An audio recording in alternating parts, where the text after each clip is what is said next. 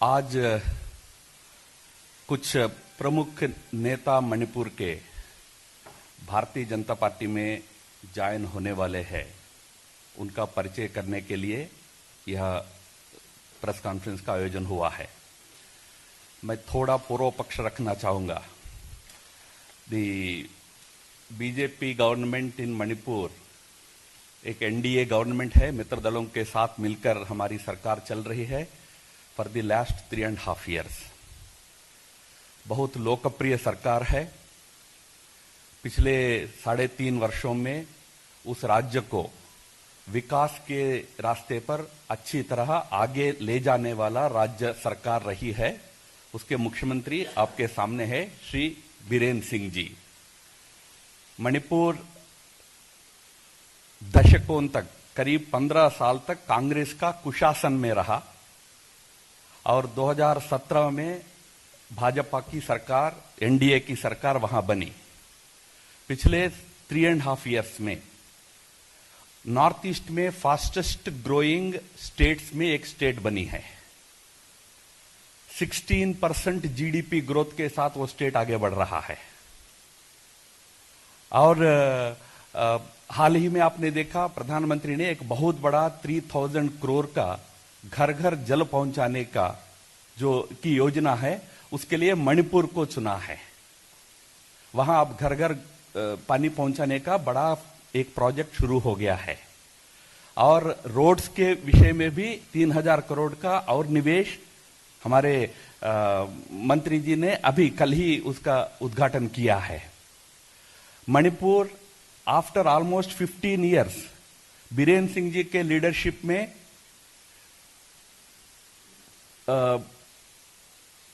Overdraft से बाहर आया है।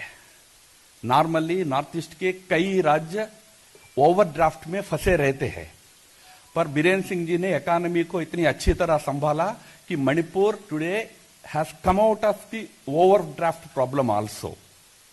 तो सब क्षेत्रों में मणिपुर अच्छी तरह आगे बढ़ रहा है। ऐसे में वहां के कांग्रेस वाले पिछले 1-1.5 वर्ष से लगातार इस सरकार और लोकप्रिय मुख्यमंत्री के खिलाफ षड्यंत्र करते रहे। इस सरकार को गिराने के तमाम प्रयास किए।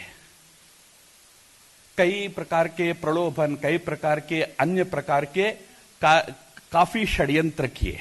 मैं इसलिए आपको कह रहा हूं, कभी राजस्थान में, मध्य प्रदेश में कुछ हुआ तो आप लोगों को बहुत ज्यादा ध्यान में आता है, पर जिन चीजों को लेकर हमारे ऊपर फालतू आरोप कांग्रेस लगाता रहा है, राजस्थान वगैरह को लेकर, वो सारे गलत चीज वास्तव में कांग्रेस मणिपुर में कर रही थी।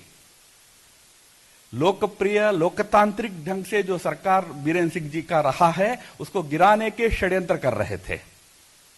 कैंप्स लगा के, एमएलए को कैंप्स में कैद रख के, हमारे 3-3 एमएलए को ले जाके हमारे सरकार को गिराने का भी कोशिश करते रहे। पर मुझे यह कहते हुए प्रसन्नता है कि प्रधानमंत्री मोदी जी के प्रति और केंद्र सरकार के प्रति और राज्य में बीरेन्द्र सिंह जी की सरकार के प्रति मणिपुर की जनता में और मणिपुर के इलेक्टेड रिप्रेजेंटेटिव्स में भी जो एकदम सकारात्मक या पॉजिटिव दृष्टिकोण है, इसके चलते कांग्रेस के तमाम प्रयास विफल रहे हैं। हाल ही में राज्यसभा चुनाव में हमारे ऑफिशियल कैंडिडेट को, जहां हमारे पास मेजॉरिटी होने के बावजूद भी कुछ हमारे एमएलए को लगभग अपने कब्जे में लेकर एक जगह कैंप में बिठा के उसको हराने का भी प्रयास कांग्रेस ने किया था, वो भी असफल रहा। परसों 10 तारीख को असेंबली में अविश्वास प्रस्ताव लाकर फिर से हमारे एमएलए को अपनी तरफ करके या हमारे साथी मित्र दलों के एमएलए को अपने साथ करके सरकार को गिराने का एक षड्यंत्र फिर से रचाया गया। कोई कारण नहीं था। मैंने कहा सभी दृष्टि से अच्छी सरकार चल रही थी। तो 10 तारीख को वो प्रयास किया तो हमारे बीरेन्द्र सिंह जी ने कहा कि आप अविश्वास क्यों लाओगे, मैं खुद विश्वास प्रस्ताव लाऊंगा। खुद हमने विश्वास प्रस्ताव लाया, वॉइस वोट से उस विश्वास प्रस्ताव में अच्छी जीत बीरेन्द्र सिंह जी की, हमारी बीजेपी सरकार की हुई है। आज वहां स्थायी रूप से वहां हमारी सरकार चलेगी। आगे 1.5 साल का कार्यकाल इस समय है, वो 1.5 साल भी हमारी सरकार चलेगी अच्छी तरह। और मैं आपको ये कहना चाहूंगा, आज इन सारे षड्यंत्रों के बाद अभी जो परिस्थिति राज्य में बनी है, जिसका मैं थोड़े 1 मिनट में बता भी दूंगा, पर उस परिस्थिति के बाद मैं आपको कह दूं, हम 1.5 साल नहीं 6.5 साल कम से कम मणिपुर में शासन में रहेंगे। अगले चुनाव में भी भारी बहुमत से बीजेपी एनडीए की सरकार उस राज्य में आएगी। कांग्रेस के जो षड्यंत्रकारी राजनीति है, बार बार जेन्युइन बीजेपी सरकार को, एनडीए सरकार को गिराने का षड्यंत्र जो है, उससे स्वयं कांग्रेस में ही बहुत बड़ा असंतोष है। उसी का परिणाम है अभी फ्लोर टेस्ट में असेंबली में जो विश्वास प्रस्ताव बीरेन्द्र सिंह जी ने रखा, उस विश्वास प्रस्ताव के समर्थन में अच्छी संख्या में कांग्रेस के विधायक हमारे सरकार को समर्थन दिया है। वो जो विधायक समर्थन दिए हैं, आप जानते हैं लोकतंत्र में इस प्रकार हाउस में कॉन्फिडेंस वोट में क्रॉस वोटिंग करना, वो उसका कुछ कानूनी परिणाम होते हैं। उसको ध्यान में रखते हुए, हमारे रिक्वेस्ट का आदर करते हुए, वो 5 विधायक अपने विधायक पद को इस्तीफा देकर दोबारा चुनाव में जाने के लिए भी तैयार हुए हैं। मैं इसलिए कह रहा हूं, ये मणिपुर में एक तरफ प्रधानमंत्री मोदी जी का दिल्ली के केंद्र सरकार के प्रति और राज्य में बीरेन्द्र सिंह जी के सरकार के प्रति वहां के जनप्रतिनिधियों में जो सम्मान की भावना है, ये दर्शाता है। मित्रों, राजस्थान में कोई कांग्रेसी रिजाइन करके जाने को तैयार नहीं है, दोबारा चुनकर आएगा ही नहीं, उनको पता है वो बात। बट यहां हमारे कांग्रेस में से हमारे पार्टी में आने वाले नेता, एमएलए अपने पद को इस्तीफा दे दिए हैं। ऐसे जो 5 विधायक जो इस्तीफा देकर आज भारतीय जनता पार्टी में ज्वाइन कर रहे हैं, उन सभी को आज आपके सामने परिचय करने का था। मैं एक बार परिचय कर देता हूं, बाद में जो प्रक्रिया पूरा हो गया और हमारे वाइस प्रेसिडेंट सीनियर लीडर हमारे जय पांडा जी उन सबको पार्टी में फॉर्मली शामिल करेंगे। साथ में है mister Okram Henry. Okram Henry एक बहुत ही डायनेमिक एंड यंग एमएलए है, कांग्रेस पार्टी का रहे हैं। अभी इस्तीफा देके आज भारतीय जनता पार्टी में शामिल हो रहे हैं। मैं वैसे उनका व्यक्तिगत है, फिर भी मैं कह रहा हूं आपकी जानकारी के लिए। ओक्राम हेनरी वहां के जो कांग्रेस का वरिष्ठ नेता, विपक्षी नेता, पूर्व मुख्यमंत्री इबोबी सिंह जी के भतीजे हैं। Is the Neiphiu of mister Ibobi Singh. तो अब इससे ज्यादा मुझे कमेंट करने की जरूरत नहीं है वहां के कांग्रेस लीडरशिप के बारे में। तो मैं मिस्टर हेनरी को हमारे पार्टी में स्वागत करता हूं। उनके साथ जो और 4 एमएलए से आज बीजेपी में ज्वाइन हो रहे हैं, rather ex MLA now, mister Lukhoi Singh Wangoi से, लुखोई सिंह, नामतांग होकिप साहब, नामतांग होकिप, ब्रजेन, मिस्टर ब्रजेन सिंह और मिस्टर हापू। पांचों बहुत ही अच्छे, जनता में अच्छे सम्मानग्रस्त अच्छे नेता है। हम उन सबको हमारे पार्टी में स्वागत करते हैं और हमारे राष्ट्रीय उपाध्यक्ष जी उनको पार्टी में शामिल कराएंगे।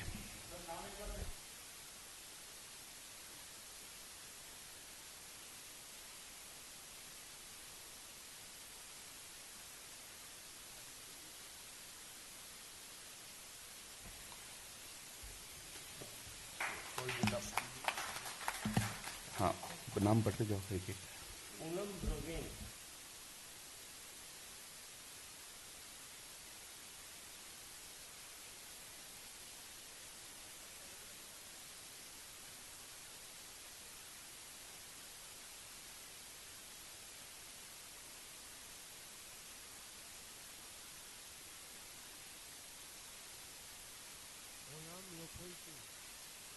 ओनाम लखोई सिंह,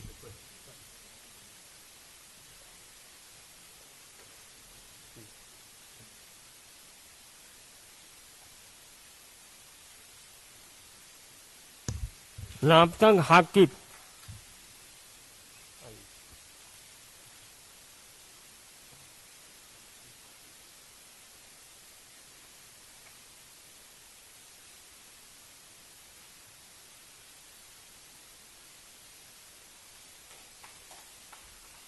जियाना हो जाओ।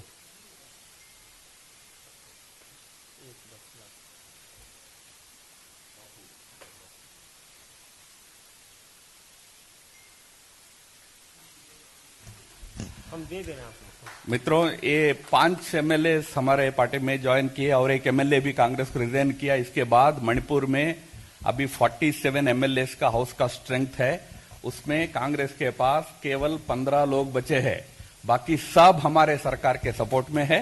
जब भी बाई इलेक्शन होगा उसमें हमारे पार्टी के कैंडिडेट्स ये सभी 13 सीट्स में लड़ेंगे और अच्छी तरह जीतेंगे। मैं नहीं, 47 एग्जिस्टिंग है because of the resignations and कुछ लोग पहले ही रिजाइन कर चुके हैं। 13 places are vacant now, so out of the 60 13 are vacant, 47 is the current strength. उसमें मैं ज्यादा से ज्यादा कह रहा हूं 15 लोग होंगे, बाकी सब हमारे सरकार के सपोर्ट में होंगे। ठीक, एनपीपी 4 है, एनपीएफ 4 है, एलजेपी का 1 है, इंडिपेंडेंट है और भी लोग हैं। मैं हेनरी को कहता हूं कि mister Henry, you can just share in a few minutes what encouraged you to join in BJP. Hello everyone, we have joined BJP because as you all know, there was a government for the people. You must have seen in the past years, Congress been ruling there for at least 15 years. There were developments. We see developments. I myself was involved in the government, not as an MLA, as a part of the government. We couldn't see much changes. You know, we all need development plus peace, plus the bonds which we have in our place. Like we have hills plus valleys. There were, no such trust where we could see from the past government. We could see some changes in the new government, like see new policies like go to hills, go to village, Miyamgi Numit, which we call People's Day. And then we see Hills Day, then again Hills Leaders Day. New policies were being introduced with the new government. Even though we were in the opposition, party, we feel like supporting them unofficially. We feel like being, we encourage them. After some few months, few years, I don't know how do I say, the government has won our heart. They have touched our heart. Unofficially, we started supporting them. Then, I don't know how it comes. Suddenly, after a few months again, there was a tussle between the government again to bring down the government, break down the people's government. You know the meaning of people's government. A government who goes with the people, people's wish. Whenever people needs, they come. It was quite different compared to the past government, you know what.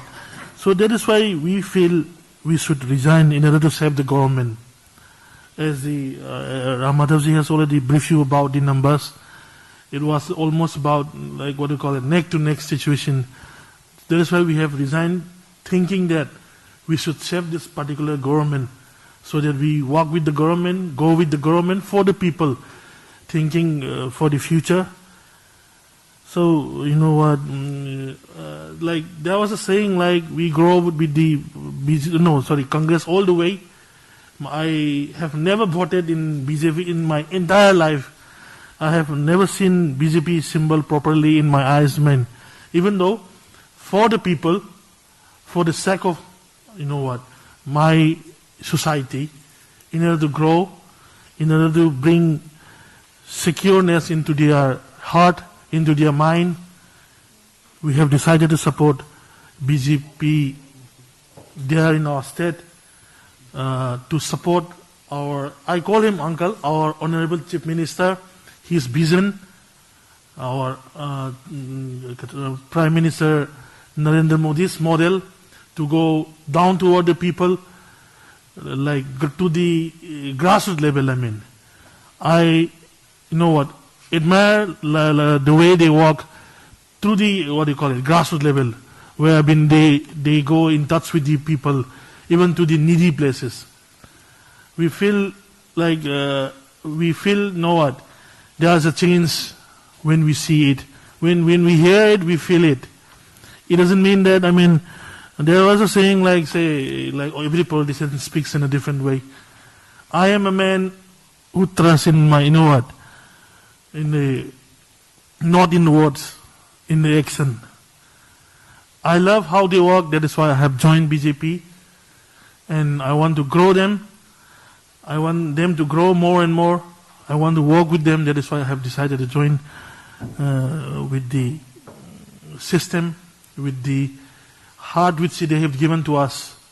That is why I especially want to thank Modi ji and the BJP party, all the, I don't know how to call it, all the members, all the system, plus our Honorable Chief Minister for giving us the opportunity. Thank you so much. Thank you Henry. कुछ है?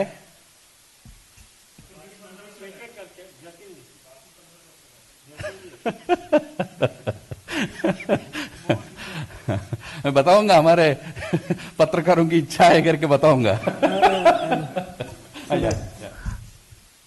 Hardly Congress might remain to, you know what, hardly 6 to 7, I think. Rest, they are waiting for a, you know what, for a turn, for their turn.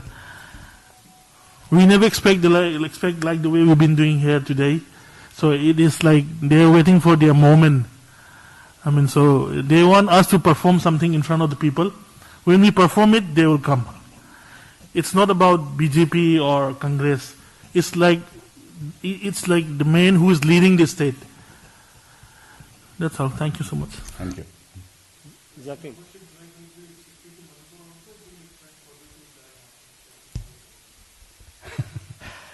Now look, there was a particular situation in Manipur. Now we have been able to overcome that situation. There were efforts to destabilize Mr. Biren Singh's government. These efforts are going on for almost 1 year now. Now with the present development of a good number of Congress MLAs supporting our government on the floor of the House, and subsequently several of them joining the BJP today, I think that instability part in Manipur will be over for now. So this 1.5 years remaining period, we will run a stable government in Manipur. I can just tell you, out of the 5, 3 are from the Manipur Valley and 2 of them are from the hills. That means both hills and valley, both the areas today are solidly behind our government, led by Mr. Biren Singh. We will have full stability, we will run the government and complete the remaining good work. And as I said, we will come back for 5 more years. बोलिए, पूछिए।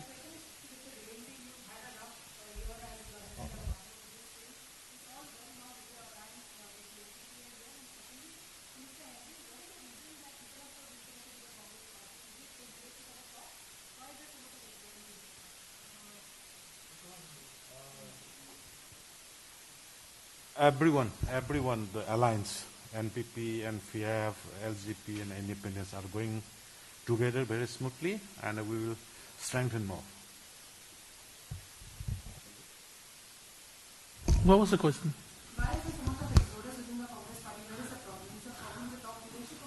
Yeah, there were problems with the top leaders, plus, you know what, I don't know how to say, it's due to the old ages or how do I say, it's due to the, you know what, they've been holding for last 20 years, almost 15 to 20 years.